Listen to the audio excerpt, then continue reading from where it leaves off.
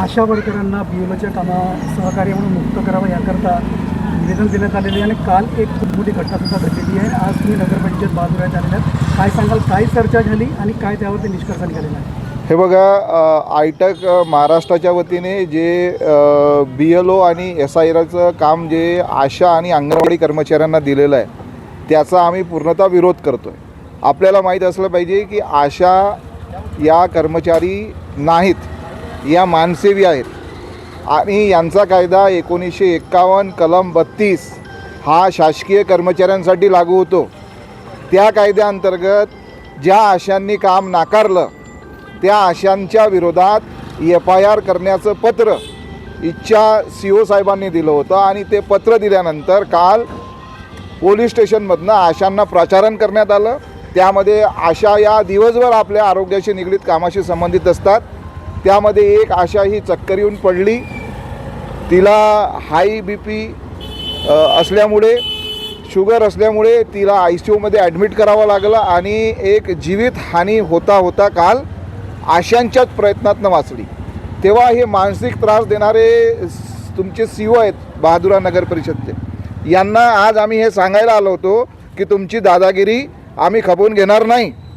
आम्ही तुमचे कर्मचारी नाहीत, तुम्ही आम्हाला पगार देत नाहीत आणि आम्ही शासनाची कर्मचारी नाहीत, आम्ही मानसेवी आहोत। तेव्हा जी कलम कर्मचाऱ्यांना लागते ती कलमाचा वापर करून या कर्मचाऱ्यांना दबाव तंत्राचा उपयोग करून बळजबरी करून हे काम करून घेण्याचं षडयंत्र होतं। आज त्यांना मी 6 पुरावे दिलेत। त्या 6 पुराव्यामध्ये 5 पत्र अशी आहेत की जे आरोग्य अभियान आहे NHM नॅशनल हेल्थ मिशन, यांचे जे संचालक आहेत जे मुंबईला बसतात त्यांनी स्पष्ट लिहिलं आहे की आशाला हे काम देऊ नका। 5 पत्रामध्ये हा उल्लेख आहे। दुसरं पत्र मुख्य निर्वाचन आयोग नवी दिल्ली यांचे जे गाईडलाईन आहे त्यांच्यामध्ये सुद्धा आशाच्या कुठल्याही नावाचा उल्लेख नाही, म्हणजे हे काम आशाला द्या असं म्हटलंच नाही। तरी हे सांगत होते की कलेक्टरनी आम्हाला आदेश दिला, SDOनी आम्हाला आदेश दिला, त्याच्या आदेशाचं आम्ही पालन करतोय। मी म्हटलं तुम्ही प्रतिप्रश्न करा। याच्या आधी असंच अंगणवाडी कर्मचाऱ्यांना ही बळजबरी करत होते, तेव्हा अंगणवाडी कर्मचाऱ्यांनी कलेक्टर कार्यालयावरती मोर्चा काढून त्यांचं नाव वगळून घेतलं। आता आशांवरती बळजबरी सुरू आहे। उद्या परत कलेक्टर कार्यालयावरती आम्ही मोठा मोर्चा काढणार आहोत आणि जिल्ह्यातील संपूर्ण आशा कर्मचाऱ्यांना BLO SRA कामापासून मुक्त करा अशी मागणी करणार आहोत। आता नेमकं मुख्याधिकाऱ्यांसोबत चर्चा झाल्यानंतर त्यांचं काय याच्यावरती म्हणणं निघालं? त्यांनी म्हटलं मी आपलं सर्व, आता ते घाबरले असं वाटतं मला। त्यांना हे कळलं की हे सोपं नाही आहे आणि त्यांनी जे पत्र दिलं होतं FIRसाठी, आता ते म्हणतात आम्ही FIR केलेलाच नाही कोणाच्या विरोधात आणि आता तुम्ही नाही करत तर नका करू काम, तुम्ही आपलं काम करा। या सौम्य भाषेवरती ते आलेले आहेत आणि 4 दिवसाआधी काय म्हणत होते की तुमच्या नोकऱ्या खाऊन घेईल, तुम्हाला बघून घेईल, अशी भाषा वापरत होते आणि आज म्हणतात की मी असं बोललोच नाही। जेव्हा त्यांना पुरावा दिला की तुम्ही असं बोललेत, त्यांचं रेकॉर्ड नाही। SIR ही चांगलीच प्रक्रिया आहे, परंतु आशा वर्कर या अशा व्यक्ती आहे की प्रत्येक व्यक्तीला प्राथमिक आरोग्य सुविधा देणाऱ्या महिला आहेत आणि या आशा वर्कर एक पाठीचा कणा म्हटलं तरी चालेल। आपल्या बहादुरा नगर पंचायतला प्रत्येक व्यक्तीच्या मागचा एक पाठीचा कणा आहे। तर यांना जर मानसिक त्रास होत असेल तर नागरिकांना कोण तपासेल आणि त्यांच्या समस्या कोण समजून घेईल? तर सर्वप्रथम त्यांना मानसिक त्रासापासून दूर करावं आणि त्यांना त्यांच्या ज्या समस्या आहेत त्या CO साहेबांनी समजून घ्याव्या असे आम्ही निवेदन करण्याकरिता CO साहेबांकडे आलेलो आहोत। तर त्यांनी ही निवेदन स्वीकारलेलं आहे आणि त्यांनी म्हटलेलं आहे की यापुढे आम्ही आशा वर्करला त्रास देणार नाही किंवा त्यांना SIR पासून त्यांच्या म्हणण्याप्रमाणे आम्ही त्यांना काम देऊ किंवा ते जर नाही करत असेल तर नाही देऊ। मला एवढंच विनंती आहे साहेबांना आणि सगळ्यांना की आपण असंही पुढेही काम करत राहावं, सहकार्य करावं आणि यांना मानसिक त्रास देऊ नका, कारण हा आपल्या पाठीचा कणा आहे, नागरिकांचा पाठीचा कणा आहे। धन्यवाद।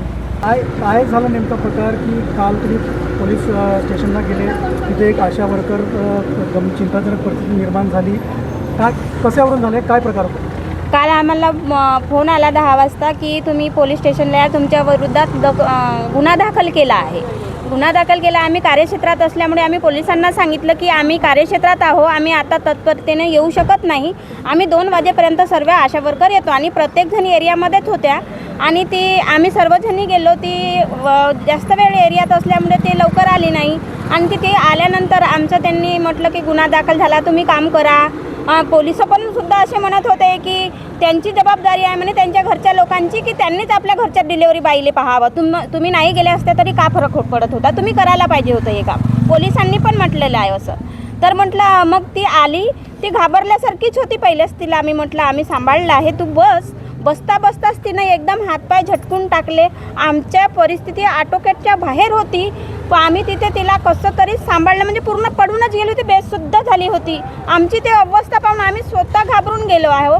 आणि आता मला हे म्हणायचं आहे की जर आज माझी आशाचा जीव गेला असता तर प्रशासकीय अधिकाऱ्यांना माझा जीव भरून दिला असता का, त्यांच्या परिवाराची जिम्मेदारी घेतली असती का? आणि आज माझी आशा तिथे आहे तर याला जबाबदार प्रशासकीय अधिकारीच आहेत, कारण त्यांनी बोलभाषा तशी केली. आज जे बोलले ना त्याच पद्धतीनं आम्हाला समजावून सांगितलं असतं. आम्ही पण समजावून सांगितले, सर आमच्याजवळ लोकसंख्या भरपूर आहे, सर आम्ही नाही तुम्हाला वेळ देऊ शकत, 2-3 तास नाही देऊ शकत, तुमच्या म्हणण्याप्रमाणे नाही देऊ शकत. म्हटलं तुम्ही आशाची भरती करा ना. आमच्याजवळ आज 7,000 लोकसंख्या माझ्याकडे 13 लेआउट मी सांभाळत आहे. खरंच मी त्यापर्यंत पोहोचू शकते का? त्या पद्धतीने तुम्ही आज 1,000 लोकांची लोकसंख्या आम्हाला प्रत्येक आशेला द्या. आम्ही तुमचे काम करतो, नाकारत नाही. आम्हाला पण चांगलं वाटत नाही की वेळोवेळी नगरपंचायतला आम्ही करत नाही असं म्हणायला, पण आमच्याकडे आरोग्याचे एवढे कामं आहेत. आजही माझ्या मैत्रिणीची तब्येत अजूनही जाग्यावर आलेली नाही, ती आताही झटके येत आहे आणि ते मी सांगू पण शकत नाही. पण खरंच यांच्यामुळेच झालं, मी यांनाच दोषी मानत आहे. कार्यालयामध्ये कार्यालयाचे काही व्हिडिओ व्हायरल झालेले आहेत, त्यामध्ये काय घटना घडली, कोण काय नगर चौकामध्ये तुमचं बोलणं झालं, काय घटना? आम्हाला बोलावलं त्यांनी. आम्ही पोलिओचे सर्वे करत होतो तेव्हा त्यांनी आम्हाला बोलावला. आम्ही म्हटलं आज काही येत नाही, आम्ही सोमवारी येतो म्हटलं. यांनी आमच्या घरोघरी यांनी ते कॉपी नेऊन दिली की आम्ही करा म्हणून असं पत्र काढलं होतं. आम्ही सोमवारी येतो म्हटलं, भेटतो म्हटलं. मग सोमवारी आम्ही भेटायला आलो. भेटायला आल्यानंतर साहेबांनी म्हटलं आम्हाला की तुम्हाला काम करायचं आहे का? सर म्हटलं अशी आमची परिस्थिती आहे, आम्हाला कामं भरपूर आहे आरोग्याचे, आम्ही काही करू शकत नाही. मग सरांनी म्हटलं की आम्ही FIR करतो तुमच्यावर, मग तुमच्या नोटीसच काढतो, सगळ्यांना काढून टाकीन. आणि अजून असंही म्हटलं, एक माझी अशा टेन्शनमध्येच होती की कसं करायचं. तिला म्हणे तुम्ही एवढ्या टेन्शनमध्ये कशाला आहात, तुमच्या किडन्या मागून राहिलो का, अशा प्रकार झाला. मग पुन्हा त्यांनी म्हटलं की तुम्ही प्रत्येकाची वेगवेगळी कॉपी आणून द्या की कशामुळे तुम्ही नाकारत आहात, काय कामं आहे तुमचे. आम्ही ते पूर्ण लिहून आणलं, दुसऱ्या दिवशी दिली आवक जावकमध्ये. तर ते सर म्हणत होते की तुम्हाला मी 4-5 जणीला काढून टाकीन कामावरून, तुमच्या ड्युट्या खाऊन टाकीन. चिखलकुंदे सर आहेत आमचे CO. तर त्यांनी अशा शब्दात भाषा वापरली की तुमच्या नोकऱ्या मी खाऊन टाकीन आणि 4-5 जणीला खाऊन. तेव्हा माझ्या आशा वर्कर बोलल्या की 5 जणीला न खाता तुम्ही 15 जणीच्या ड्युट्या काढून टाका ना, मला निलंबित करा, काही हरकत नाही.